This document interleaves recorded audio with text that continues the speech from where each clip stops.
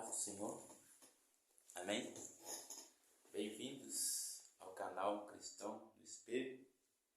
Vamos continuar a nossa reflexão na carta do apóstolo Paulo aos Efésios, no capítulo 5.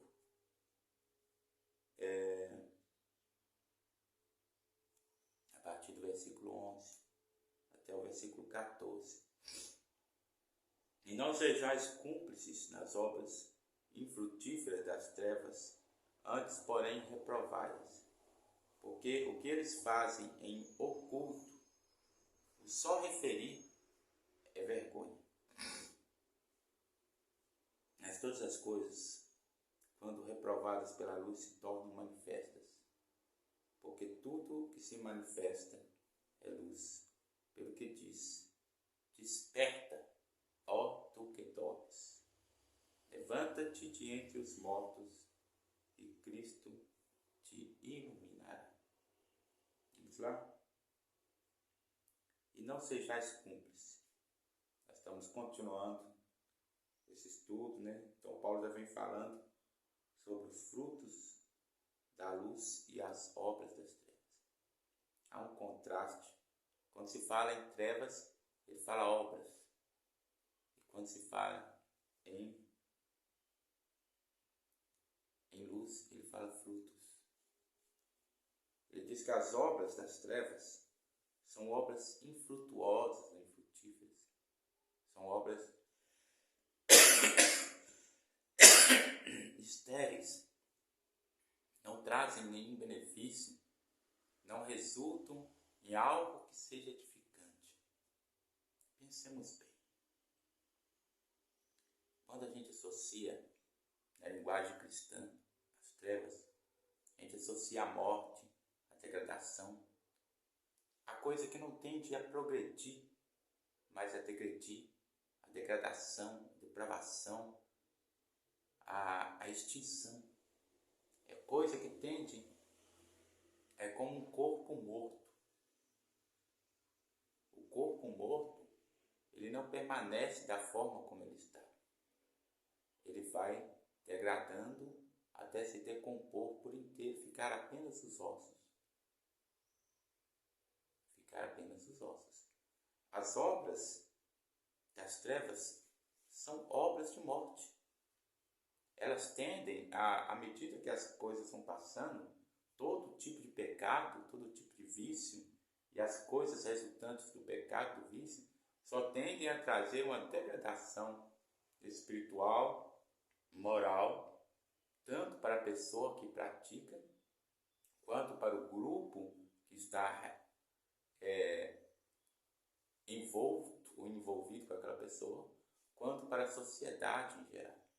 Então, as obras das trevas, elas não promovem algo bom que vai edificar, que vai crescer, que vai prosperar. Ela promove algo que vai destruir. O problema é que isso não é muito visível, né? Por isso que a Bíblia chama de trevas. Por isso que a Bíblia chama de trevas. Porque engana. Embora seja algo destrutivo, algo que não é frutífero, mas que está trazendo degradação, trazendo morte, não crescimento, não progresso, mas destruição, ampliando a destruição, né? E não ampliando a bênção, não está trazendo frutos, está trazendo desgraças. No entanto, as pessoas olham e acham que está trazendo fruto, e acham que está trazendo bênção, né? A gente via lá o povo de Israel sendo levado ao cativeiro, o povo de Israel passando por situações terríveis, vexatórias, e aí o grupo que foi para o Egito e ainda levou arrastado a Jeremias, né, a força. Esse grupo falou para Jeremias o seguinte: nós vamos queimar bolos a rainhas do céu, nós vamos continuar adorando a rainha do céu, porque tudo isso nos sobreveio porque nós paramos de adorar a rainha dos céus. Você vê que eles não tinham entendimento de que é justamente a adoração da rainha dos céus é que trouxe toda aquela desgraça, todo aquele mal que lhes sobreveio. Mas eles não tinham esse discernimento, porque a mente deles estava em trevas. Então as pessoas, quando estão em trevas, elas não conseguem ter esse discernimento. Elas não conseguem cair a ficha. Então são obras, por isso que a Bíblia chama de trevas. Então, para a pessoa conseguir enxergar essa realidade, é preciso que seja lançado luz. Né? Então a Bíblia diz, não seja cúmplice nas obras dele, ou seja, o que quer dizer isso? Você não veio participar com eles. O crente é um homem santo. Aonde você chega, você destaca. Porque a presença de Deus está na sua vida. Né? Ao invés de você ser cúmplice, você tem que reprovar, diz o versículo 11. Antes, porém, reprovai-as. Acontece que muitas das vezes essa geração atual de cristãos, muitas das vezes tem estado cúmplice, tem aprovado e tem promovido essas obras degradadoras das trevas. A gente vê de pastores que assediam mulheres, né? A gente vê de padres, né, que assediam crianças, e pastores também. Ou seja, pastores por quê? Porque são referência, mas não são só pastores. Porque antes de chegar a ser pastor, né, ele já foi um membro da congregação. Então, ou seja, algo que não foi tratado lá, certamente há muitas pessoas ali que têm uma vida ainda presa no pecado e que não foi tratado e que é pegado ali, do meio ali, e jogado no púlpito, sem preparo. Serve para nós de um alerta. Serve para mim de um alerta. Né? Versículo 12. Porque o que eles fazem em oculto, o só referir é torpe, ou é vergonhoso, ou é nojento, repugnável. A palavra torpe, ela se refere a essas coisas degradantes, essas coisas baixas, né? E além das obras ser uma obra infrutífera, ela é uma obra, as obras das trevas são obras degradadoras, como eu já falei. As pessoas não têm discernimento porque elas, primeiramente, estão mortas, segundo, estão cegas, porque as trevas não esclarecem que elas se enganam. Então elas veem tudo como se fosse coisa boa. Aqui quando eu falo, mas são obras infrutíferas, Paulo diz que são obras infrutíferas, mas as pessoas dizem, não, são obras frutíferas, elas dão frutos, olha, veja. Eles fazem uma associação errada. Eles dizem, não, o meu pecado está trazendo bem, olha o que ele está promovendo, está abrindo portas de emprego. Será que é assim mesmo? Está abrindo portas de emprego? Portas de emprego que, como aquela mulher lá, que era serva e era oprimida por um espírito imundo. Esse espírito usava de adivinhação e por causa da adivinhação os donos daquela escrava lucravam com a desgraça que estava sobre a vida dela. O dia que Paulo, pela unção do Espírito, libertou aquela mulher, eles prenderam a Paulo, porque Paulo deu prejuízo para eles. Então as pessoas, eles estão com a mente presa, com a mente escravizada. E fazem coisas terríveis, como diz o versículo 12, coisas tão abomináveis, tão vergonhosas, que até o pronunciar elas para nós, ou para a própria pessoa que a pratica, é vergonhoso. Né? Agora, e quando a pessoa que a pratica não acha isso vergonhoso?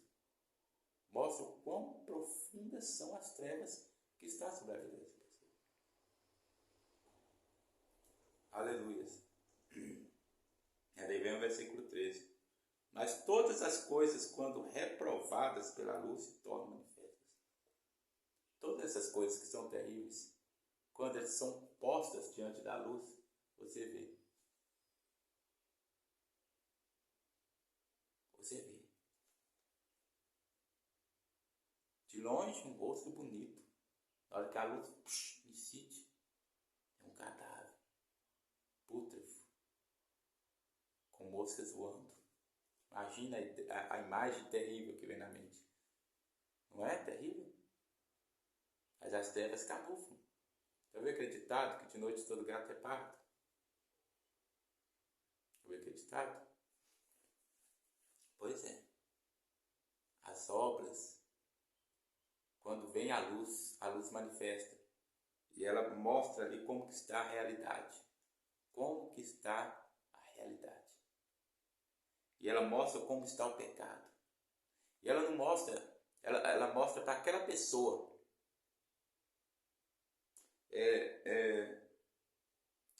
Um comentarista que eu estava lendo, que eu li o comentário bíblico africano e o comentário de Moody, né? Estou com a Bíblia de Estudo de Genebra para poder falar sobre esse assunto. E no comentário que eu estava lendo, não me lembro se é o africano, que eu não estou com ele aqui na mão, ele está no celular que eu estou gravando, então não dá para consultar no momento. Mas ele diz o seguinte, que a presença de um cristão em si já manifesta para a pessoa os pecados dela. Quando o cristão chega, o comportamento dele já denuncia o pecado. Já mostra para a pessoa que ela está errada. Ele não precisa chegar e falar, isso aqui está errado, não. Ele chega e a pessoa já se sente envergonhada.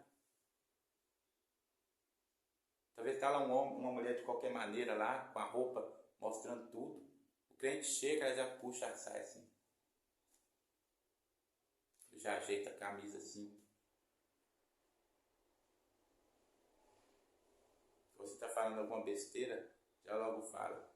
Fulano é pastor, fulano é crente.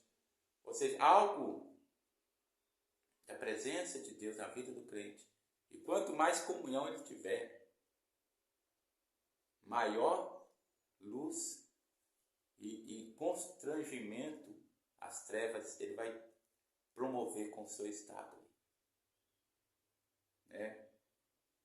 Eu vi que uma vez o irmão Charles Finney foi convidado para ministrar numa fábrica. Chegou lá, ele foi para um salão e algumas mulheres começaram a olhar para ele e ele disse na sua descrição, né, com um olhar frívolo. O que quer dizer isso? Com um olhar vago, certamente olhando ele, admirando ele, achando ele bonito, olhando ele, né? E aí elas olharem para Finney, elas ficaram olhando, aí na hora que ele olhou para elas de volta, aí elas começaram a ficar envergonhadas, caiu ali um quebrantamento sobre elas, ou seja, a presença de Deus no homem de Deus. Elas olharam que certamente elas caíram em si, não, eu estou errada, e ele percebeu que eu estou olhando para ele com um olhar pecaminoso. Então, vamos lá. Então, quando você ministra a palavra de Deus, prega a palavra de Deus, você não deve deixar de falar e de expor a verdade. E você deve ter uma vida justa, estar em comunhão com Deus. Quando você expõe a verdade, e expõe a verdade em justiça e em honestidade, por isso que eu falei de ter uma vida em comunhão com Deus, parece que há uma comunhão, há um ligamento entre aqui e o céu, né? E ali a pessoa ouve a palavra e o Espírito Santo age por meio da palavra, porque a palavra de Deus, que é a verdade, é um instrumento pelo qual o Espírito Santo usa para poder falar. Ele vai falar no coração da pessoa. A pessoa vai se sentir incomodada. E o sentir incomodado pode trazer um quebrantamento, pode trazer uma vergonha, mas muitas vezes pode trazer também uma raiva, uma revolta. Então não se admire que quando você falar a palavra de Deus, alguém vai querer rebater. E alguém vai ficar irado, vai ficar revoltado. Porque essa pessoa que está irada, revoltada, ela está sendo incomodada. Ela não se sentiria incomodada se o que você estivesse falando fosse uma baboseira. Mas quando a luz se sente sobre algo, ela mostra a realidade. Então, quando aquela pessoa começa a constatar a verdade que está sendo ministrada com a realidade que ela vive, e ela olha para si mesma e vê o seu pecado, e vê que aquilo que ela vive, que ela acha que é certo, a palavra de Deus diz que é errado, que ela acha que está bom, a palavra de Deus diz que está ruim, que ela acha que está tudo bem, a palavra de Deus diz que está tudo mal. Como eu dizia, a pessoa está numa degradação, mas ela acha que está numa evolução. Ela está num regresso, mas ela acha que está no progresso, ela é progressiva.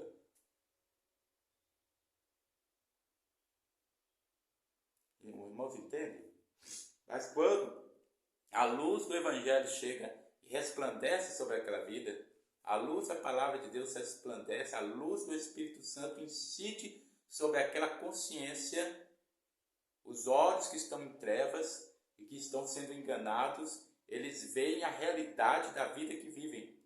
Eles conseguem enxergar que, na verdade, suas obras não trouxeram a alegria que eles achavam que trazer, não trouxe a satisfação que eles achavam que trazer, não trouxe a bênção que eles achavam que estava trazendo, mas trouxe desgraça, trouxe mal. Não é? Aquilo que eles falaram que trazia, que abria porta de emprego, na verdade trouxe assassinatos, trouxe pessoas presas ao vício, trouxe pessoas presas à prostituição, trouxe adultério, divórcios, trouxe várias coisas degradantes. Não trouxe bênção. Mas eles só vão enxergar isso quando a luz do Evangelho incidir sobre as suas vidas. Aí eles vão ver que a obra que eles vivem, que o caminho que eles vivem está mal. Porque agora eles estão em trevas, eles não conseguem enxergar a luz. Eles não conseguem enxergar a realidade que eu estou querendo dizer deles. Eles só vão conseguir enxergar a realidade deles quando a luz incidir sobre a vida deles. E é claro, quando alguém está muito tempo dentro de um quarto escuro e quando a luz brilha, ele põe a mão no olho, de imediato para proteger. O raio forte da luz. E é claro que as pessoas vão reagir. Algumas vão reagir no sentido de quebrantamento, outras vão reagir no sentido de raiva, porque certamente eram muito apegadas, porque certamente estavam acomodadas, estavam gostando, estavam satisfeitas com sua vida. Mas quando a luz do Evangelho chega, a luz incomoda, a luz constrange, a luz lhes fala que eles estão errados, a luz fala que o que eles acham que é bênção, não é bênção, e aquilo vai trazer um reboliço na vida deles, vai revirar a vida deles de cabeça para baixo, e eles verem que, na verdade, eles não estão na bênção, eles estão no caminho mau. Então, aí eles vão ficar incomodados, porque eles estão apegados. Lembra que quando Jesus conversou com o jovem rico, ele estava acomodado na sua situação. Ele estava tranquilo na sua situação. Mas quando Jesus falou que ele estava apegado ao dinheiro, que ele precisava de dar aos pobres o seu dinheiro, porque o dinheiro deles era um impedimento entre ele e o objetivo da vida dele. Ele falou, bom mestre, que faria para ele herdar a vida eterna? O objetivo dele era herdar a vida eterna. E o objetivo dele estava sendo barrado pelo seu amor, pelo seu apego ao dinheiro. Então, quando você pregar o Evangelho, muitas pessoas vão se revoltar porque já se apegaram, porque amam esta vida. É o que diz lá em João 2,19. Amaram mais as trevas. E porque amaram as trevas,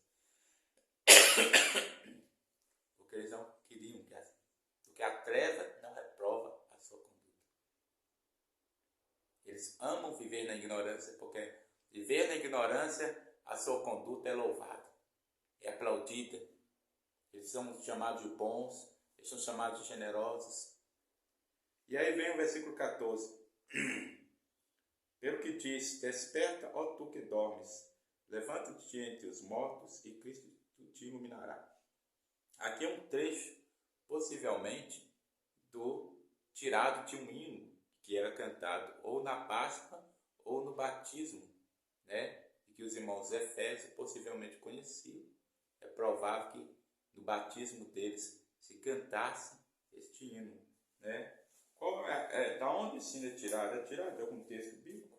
Há alguns textos que fazem referência, mas não servem para se afirmar que foi tirado deles. Porque o versículo é uma mistura, o trecho, né, a estrofe, é uma mistura. Então, certamente é uma mistura de uma parte com outra. Como a gente faz hoje em dia, né, algumas composições, a gente mistura trechos de um texto bíblico com um texto de outro. O versículo são duas citações que parecem com a citação deste hino que Paulo cita. É Isaías capítulo 60, versículo 1. Dispõe-te e resplandece, porque vem a tua luz e a glória do Senhor vem nascendo sobre ti. Parece, né? Lembra o versículo, né? Desperta, tu que dorme, levanta-te dentre os mortos e Cristo esclarecerá. Mas Isaías capítulo 26,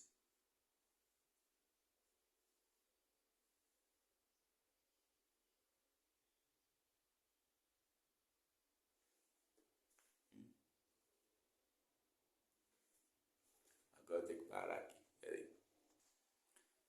Isaías capítulo 26, versículo 19, diz assim: os vossos mortos e também o meu cadáver viverão e ressuscitarão.